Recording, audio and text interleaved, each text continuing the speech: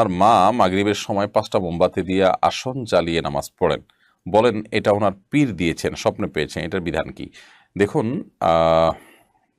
কোনো পীর দেওয়া কোনো পদ্ধতি নামাজের মধ্যে যদি অ্যাপ্লাই করেন, ইবাদতের মধ্যে অ্যাপ্লাই করেন, তাহলে সেটা বেদাতে পরিগণিত হবে।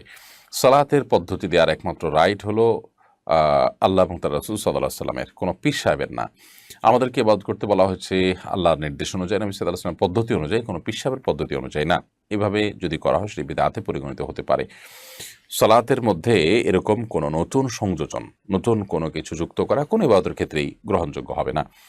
তো মাগরিবের সময় মোমবাতি জ্বালিয়ে, আসন জ্বালিয়ে তিনি যদি নামাজ পড়েন, তো এটা তো হিন্দুদের পুজোর সাথে, তারা পুজোর সময় আগুন জ্বালানোটাকে আবশ্যক মনে করে, আগুনটা তাদের পুজোর অংশ, আগুনটা জাহান্নামের শাস্তির মাধ্যম, সেটি তাদের কাছে পূজনীয় এবং সেটির মাধ্যমে তারা পুজো করে থাকে। এটা মুশরিকদের কাজ, কোনো মুসলমান এটি করতে পারেন না। বিশেষ করে নামাজের মতো ইবাদতের পরিষ্কার বর্ণনা কোরআন হাদিসে রয়েছে, সেখানে মন গড়া কোনো কিছু যুক্ত করলে সেটার নামই বেদাত। আর প্রত্যেক বেদাতকে ভ্রষ্টতা বলা হয়েছে, আর ভ্রষ্টতার ঠিকানা জাহান্নাম।